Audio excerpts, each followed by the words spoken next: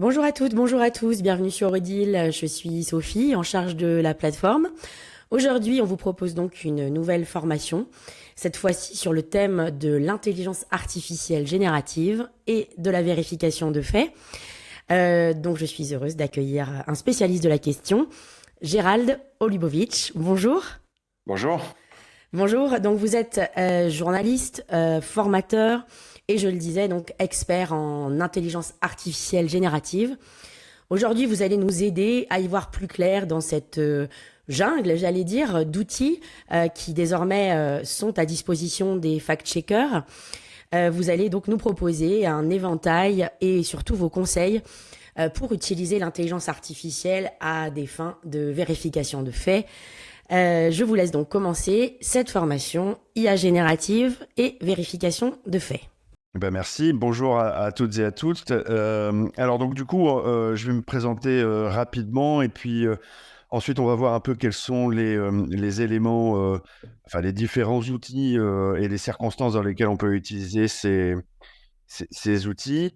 Et puis on va probablement aussi parler un petit peu d'éthique à la fin pour voir dans quel cadre en fait tout ça s'inscrit.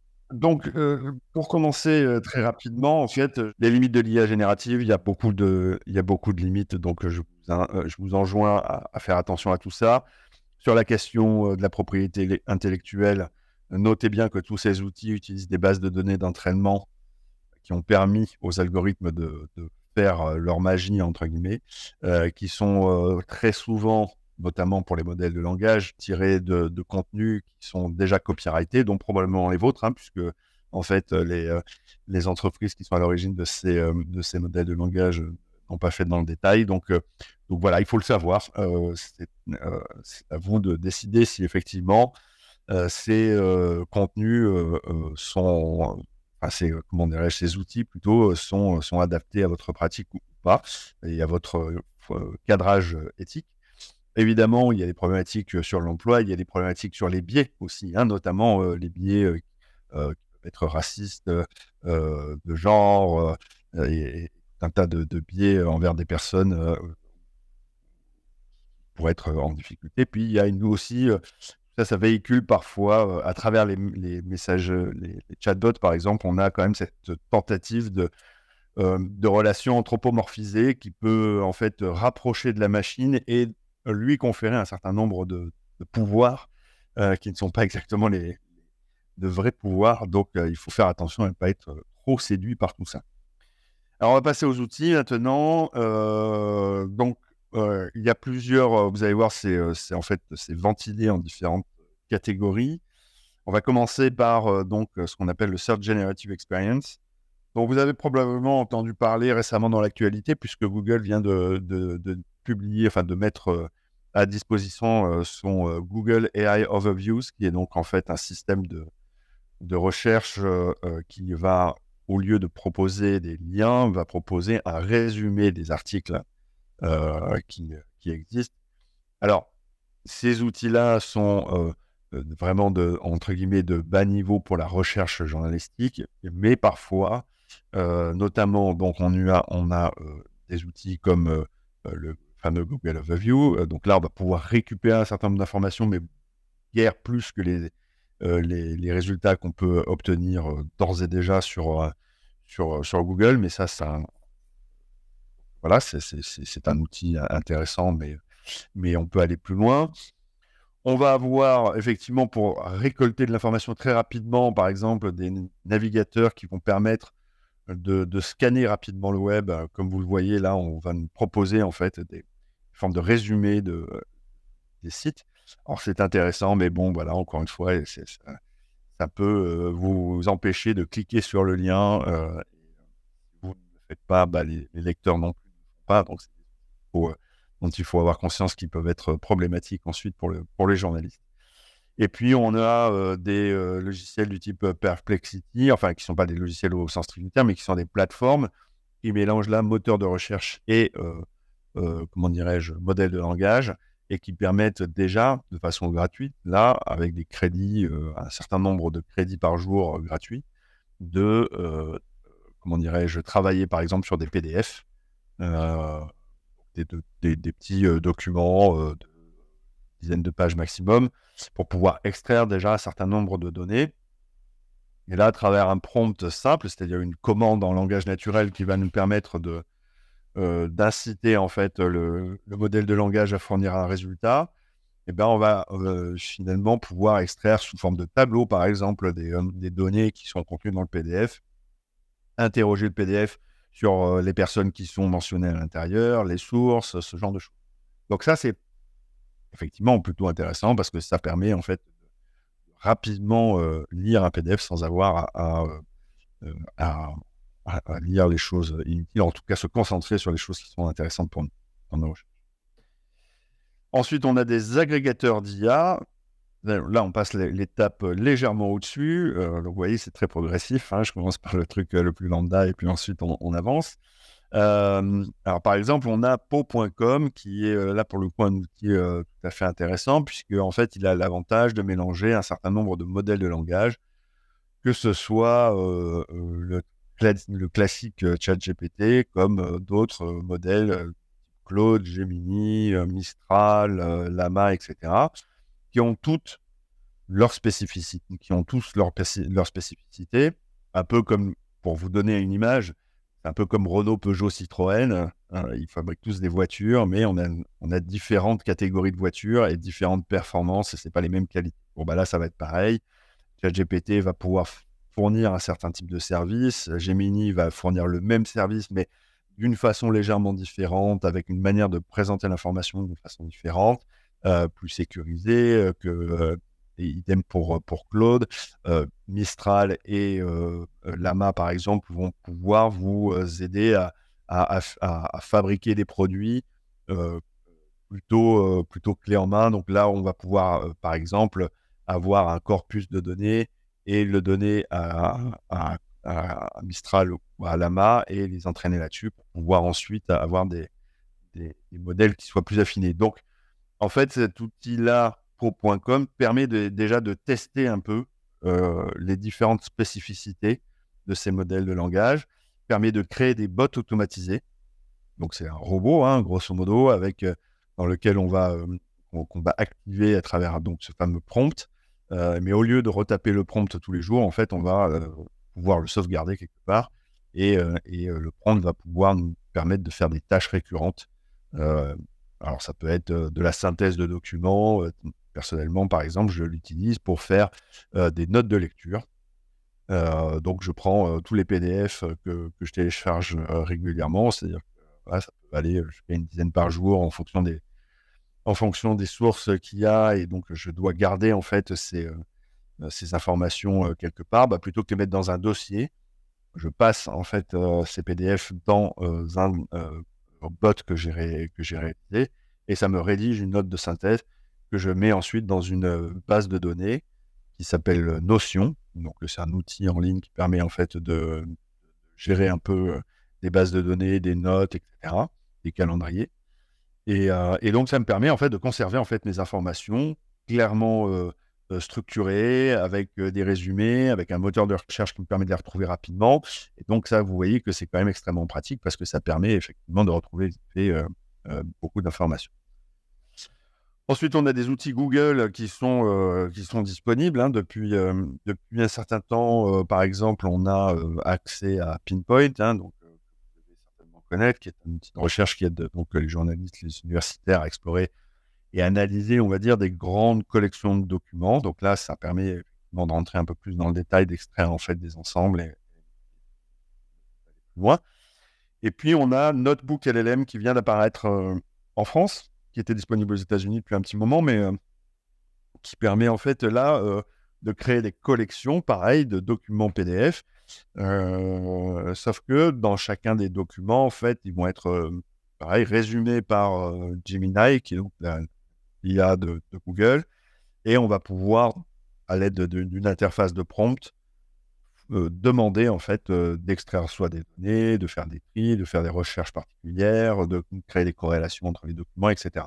Donc là, vous voyez par exemple, j'ai mis bien une capture d'écran de mon propre notebook LLM où, voilà, par exemple, j'ai des documents, un ensemble de documents sur l'éthique de l'IA. Vous voyez, j'en ai beaucoup, hein, j'en ai presque une centaine. Donc voilà, c'est un sujet qui m'intéresse. Mais ça me permet de croiser à la fois les notions éthiques, les questions juridiques, de pouvoir extraire un ensemble de données, retrouver des sources, etc.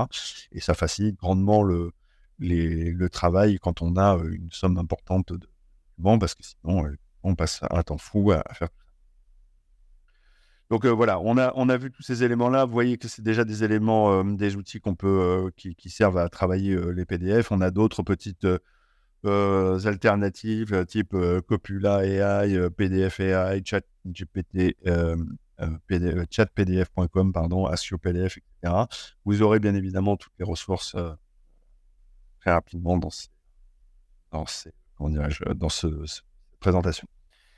Pour ce qui est de l'image synthétique, donc là, il s'agit de créer des illustrations. Alors attention hein, avec les images, puisqu'on a vu que le Digital News Report, qui a été publié il y a quelques jours à peine, montrait bien qu'il y avait une tolérance limitée à ce type d'image-là dans le cadre de l'information, mais néanmoins, on peut l'utiliser dans le cadre d'une illustration un peu neutre, un peu froide, sur des sujets légers. Donc, je vous propose Leonardo, qui est un outil qui est en freemium. Hein, donc, on peut déjà commencer à travailler, à générer des images. Là, j'avais fait une image de classe de primaire.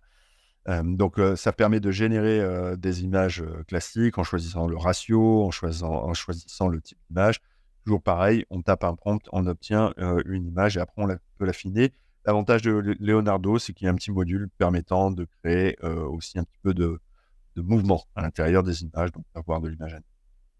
Le standard aujourd'hui, en tout cas le modèle le plus performant, c'est celui qui s'appelle Midjourney, donc qui dispose d'une interface en alpha que vous voyez là présentement sur l'écran, mais qui traditionnellement plutôt est accessible à travers la messagerie Discord.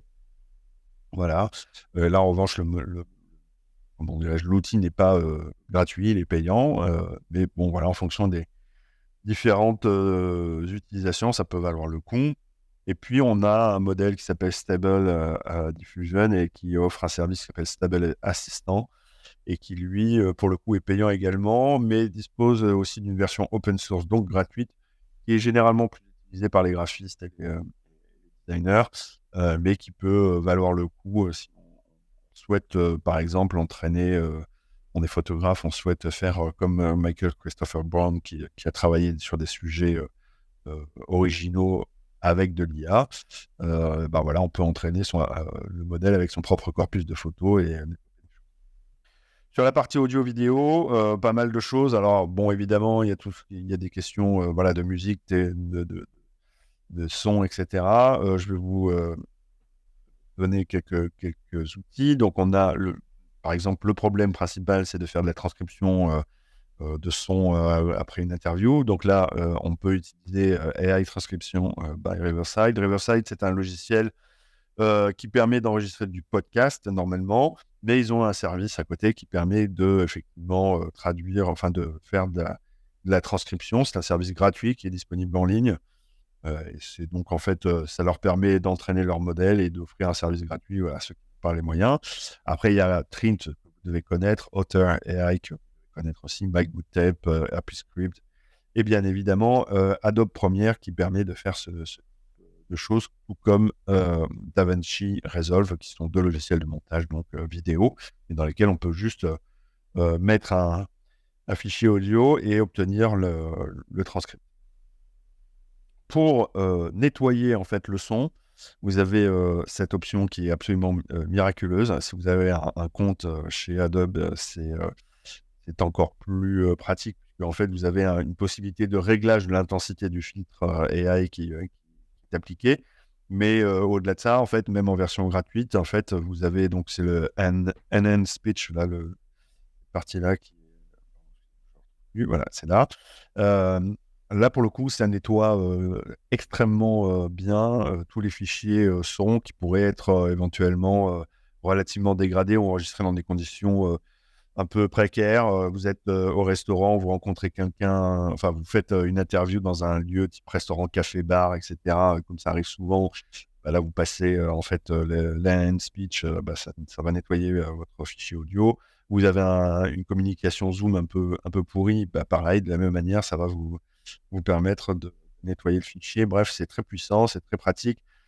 Évidemment, avec l'accès Adobe, ça nous permet en fait de régler cette intensité. Et des fois, le petit défaut, c'est que ça peut donner une voix métallique un peu forte quand le filtre est à fond. Donc, du coup, de disposer de ce réglage permet de trouver un entre-deux plutôt intéressant. Mais globalement, c'est plutôt très, très bon. À côté, vous voyez donc un ensemble d'outils qui sont disponibles. Eleven Labs permet de faire de la voix synthétique, donc c'est-à-dire d'enregistrer un échantillon de voix. Alors, ça peut aller de 1 à 25, des petits segments de 30 secondes, ou alors des fichiers un peu plus lourds de 10 mégas, par exemple, donc, une minute ou deux. Et à partir de là, on va pouvoir recréer sa propre voix. Donc là, on est plutôt dans la production. Voilà. Sur cette partie-là, on a vu beaucoup de choses déjà. Ici, on a, je vous montre vite fait, en fait, la capacité par exemple, de Adobe Premiere, qui permet en fait de générer du son, qui permet de transformer, en fait, de réaliser du montage plus rapide. Donc ça, c'est plutôt intéressant pour pouvoir faire. Donc, ça fait partie de ces outils-là qui n'ont pas trop d'impact sur le contenu éditorial, mais qui peuvent vous faciliter la vie quand vous travaillez sur un sujet. Vous voyez, là, c'est le transcript d'une vidéo avec l'insertion des captions, des légendes. Donc voilà, beaucoup de choses à dire sur ce sujet-là. On a un outil Opus Clip qui vous permet de faire du reframing, enfin de recomposer en fait, par exemple, des vidéos à destination des réseaux sociaux. Vous avez tout un tas de choses, dont Filmora. Je les passe un peu vite, hein, mais globalement, vous aurez la présentation. L'idée, c'est de voir, en fait, là, c'est des outils de montage, donc voilà.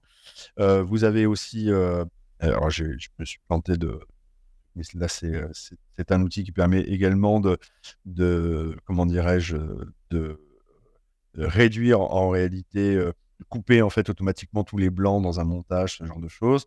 Et puis vous avez même un petit outil qui est très drôle, qui s'appelle Descript, et qui permet en fait de redresser le regard dans les vidéos. Et ça, pour le coup, voilà, ça peut aider beaucoup.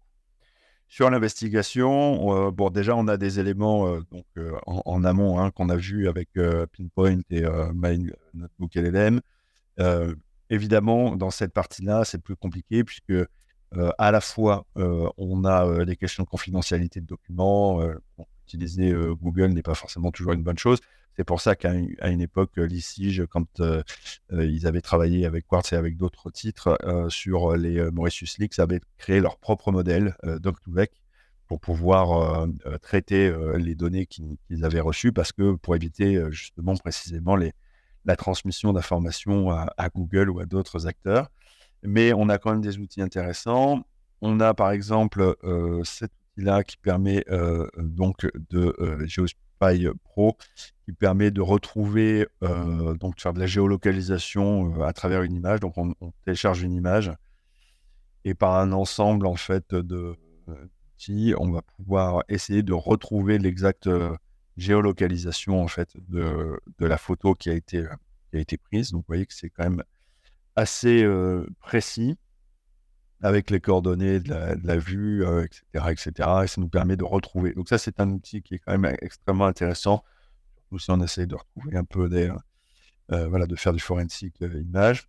On a aussi donc Arcadia, qui est donc un logiciel français qui est en développement et dont je vous parlais légèrement, mais qui lui va en fait scanner, et donc malheureusement j'ai pas d'image, mais qui permet de scanner les réseaux sociaux, le web, tout un tas de sources, et donc de croiser en fait. Là, c'est vraiment un logiciel de fact-checking et qui est pensé pour ça, et qui permet en fait de retrouver soit des informations sur le terrain, soit en fait de recroiser en fait à travers un nuage un ensemble de sources, pour voir si effectivement, comment dirais-je, pour recroiser des informations. On a un outil qui a été créé par MediaFuture et Factisc, qui est là plutôt sur du forensic Donc avec par exemple un tank classifier pour pouvoir, notamment dans les investigations sur les conflits, retrouver en fait les types d'armes qui sont utilisées, ce genre de choses. On a aussi des langages, un identifiant de langage qui permet de télécharger un son avec un langage qu'on ne connaît pas et d'identifier quel type de langage en face duquel on se trouve. Donc ça peut être aussi intéressant pour quand on ne parle pas 25 langues, c'est forcément intéressant. On a ensuite RollyApp qui est intéressant aussi, qui permet en fait de retracer en fait un ensemble d'informations et de les traquer et de voir notamment sur les réseaux comment elles se déplacent, comment les campagnes de désinformation notamment se développent en ligne. Un outil qui est développé avec les SIG. Et puis, on a, par exemple, GPT Excel. Il y a plusieurs modules de GPT avec Excel qui permet, là, pour le coup, de manipuler soit dans Excel, soit dans Google Spreadsheet, en fait, un certain nombre de formules avec GPT. Donc là, pour le coup, évidemment, on est quand même dans un outil très utile pour pouvoir créer des bases de données, les nettoyer, les classifier, etc. Sur de la création de vidéos, alors malheureusement, je n'ai pas le son pour des raisons techniques indépendantes de ma volonté et la volonté de la diffusion. C'est plutôt mon ordinateur qui donne, mais globalement, vous avez de l'avatarisation qui peut être utilisée. Donc là, la vidéo que vous voyez, globalement, c'est une fausse vidéo, enfin c'est une vidéo synthétique, c'est-à-dire que ma voix et l'image qui est collée dessus n'existe pas vraiment. Je me suis enregistré une fois et après je peux générer à la volée en fait un certain nombre de vidéos comme ça en vertical, en horizontal pour pouvoir faire du fast cam ou donc faire monter des petits sujets adaptés. On peut aussi avec le même outil, par exemple, faire de la traduction, c'est-à-dire que là, vous ne l'entendez pas, mais je parle en français, puis après je vais parler alors je sais plus, voilà, en anglais, puis en italien, puis en espagnol. Alors évidemment, je maîtrise un peu l'anglais, un peu l'italien, mais pas l'espagnol. Mais je ne parlerai jamais aussi bien que ce que ça me permet de faire. Donc là aussi, il y a des possibilités intéressantes. Quand on parle par exemple, de la voix synthétique, il y a aussi sur la protection en fait des personnes un intérêt assez fort, puisqu'on peut avoir des témoignages forts qui sont fournis par des témoins dont on veut masquer l'identité parce qu'en cas de conflit ou en cas de représailles, il pourrait y avoir des soucis. Et bien là, en fait, on peut utiliser avec un logiciel dont je vous ai parlé qui s'appelle Eleven Labs, on peut en fait, comment dirais-je, garder simplement le rythme, la musicalité de la voix, mais complètement plaquer un autre type de voix sur la mienne, par exemple. Donc, typiquement, on pourrait mettre la voix de Sophie sur la mienne et garder en fait les mêmes intonations, mais ça serait que la voix de Sophie qui apparaîtrait, on ne pourrait pas revenir en arrière.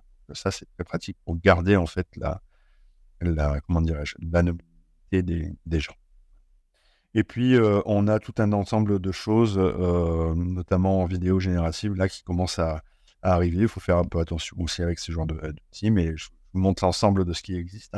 Donc là, on a Sora qui, en fait, donc, génère de la vidéo synthétique. Tout ce que vous voyez donc n'existe pas. Hein, ça a été généré à l'aide d'un prompt fabriqué par les ingénieurs de Sora. Donc Sora, en fait, c'est propulsé par OpenAI, qui est donc le créateur de ChatGPT. Pour l'instant, il n'est pas disponible, mais il sera disponible en 2025 ou fin 2024 en tout cas. Donc vous voyez que la qualité est quand même assez exceptionnelle et il y a quand même pas mal de... C'est quand même plutôt impressionnant. Et puis, on a Google qui est venu sur le même créneau et qui a fabriqué son propre modèle qui s'appelle Veo. Et donc là également, c'est pas encore disponible, mais vous voyez que ça sera très, très bientôt disponible. Vous voyez qu'ils reprennent un peu les mêmes éléments, mais pour des plans, on va dire, d'illustration, ça peut être utile éventuellement, mais il faut faire évidemment très attention à bien indiquer qu'il y a une vidéo synthétique. puis on a des outils qui sont eux disponibles, par exemple Runway ML Gen 3 Alpha, donc lui qui est tout à fait qui est complètement disponible et qu'on peut d'ores et déjà utiliser, donc qui est assez également impressionnant. Et puis son pendant chinois qui s'appelle Kling, qui permet de montrer des gens en train de manger des pâtes. Donc c'est formidable. Sur ces outils-là, on a aussi, donc alors, je mets musique, mais ça peut être du son. On a un certain nombre d'outils comme Udio, par exemple, comme Suno, c'est toujours des noms en haut, Sounddraw, par exemple, ou Loudly, qui permettent en fait de fabriquer en fait soit des pistes de son, des tapis sonores, des éléments sonores qui peuvent enrichir aussi, par exemple, des podcasts, des créations sonores qu'on peut utiliser. Là, pour le coup, c'est du même acabit, hein, c'est-à-dire qu'on va rentrer un prompt et on va avoir une musique qui va être générée automatiquement, avec ou sans parole d'ailleurs. On peut faire des musiques d'ambiance, on peut par exemple paramétrer un peu plus un certain nombre d'éléments musicaux à notre envie. Donc évidemment, là, ça peut être intéressant pour un ensemble de productions. Et puis, je voulais vous montrer quelque chose qui existe et qui va commencer à se développer, et même si ce n'est pas encore extrêmement répandu. C'est ce qu'on appelle les agents IA multimodaux. Vous allez découvrir la chose dans les mois qui viennent, et qui vont être de plus en plus présents et qui permettent en fait de réaliser des tâches directement sur l'ordinateur. Donc là, ce que vous voyez, c'est OS World, qui est en gros le premier environnement informatique réel pour les agents multimodaux. Et en gros, l'idée, c'est que ça permet de prendre en charge la configuration de tâches, l'évaluation de ces tâches-là basées sur l'exécution. Et il y a une forme d'apprentissage interactif pour tous les systèmes d'exploitation. Donc, ce que ça veut dire par là, c'est qu'en gros, cette intelligence artificielle va être capable de prendre le contrôle, entre guillemets, de votre ordinateur et de réaliser un certain nombre de tâches en ayant la capacité de cliquer, par exemple, sur des éléments de fenêtres, etc. Donc, vous pourriez éventuellement lui demander de réaliser un ensemble de tâches de recherche sur votre navigateur sans avoir à vous trouver physiquement devant le navigateur. Évidemment, pour l'instant, on est encore au tout début de ces outils-là, mais on sent bien que c'est un ensemble de tâches, un ensemble d'outils qui vont être développés de plus en plus forts dans les mois et les années à venir. La conférence d'Apple, la dernière conférence d'Apple, la WWDC, qui est une conférence pour les développeurs, a montré par exemple la volonté d'Apple à travers l'ensemble de son écosystème informatique d'intégrer de façon très très intime les outils d'intelligence artificielle, et donc de permettre une automatisation de toutes les tâches qui sont un peu récurrentes de cette manière-là. Donc, sur un téléphone portable, ça peut être limité. Sur un MacBook ou sur ce genre d'appareil-là, évidemment, on aura accès à ce type-là d'utilisation pour améliorer la rapidité de production. Dans le même ordre, on a par exemple Devin aussi, qui est... Alors là, on va un peu plus loin, on est plutôt dans la partie ingénierie, code, etc. Mais néanmoins, c'est quand même très utile parce que vous savez que voilà, dans le traitement des données, on utilise Python, ce genre de choses. Quand on fait du data journalisme et qu'on traite des volumes de données importants. Bon, Devin, c'est un peu comme le Sora de la vie du code. Hein, donc c'est, en tout cas, quand on est développeur, tous les développeurs que j'ai rencontrés ont trouvé ça absolument époustouflant, incroyable, absolument renversant. L'idée, c'est quoi? C'est qu'en fait, c'est une intelligence artificielle qui permet de coder de A à Z et qui va vous accompagner en fait dans le développement. Donc, si vous avez des notions de code, c'est très bien, ça va vous permettre d'aller beaucoup plus loin. Si vous n'avez pas de notion de code, je pense qu'il va falloir déjà passer par Copilot GitHub, qui lui va vous aider en fait à prendre en main un certain nombre de développements en vous proposant des options de développement, etc. Et si vous êtes vraiment tout à fait débutant, vous pourrez tout à fait passer par ChatGPT, par exemple, qui va vous expliquer des notions, vous prendre par la main et faire vraiment une vraie pédagogie autour de ça. Voilà.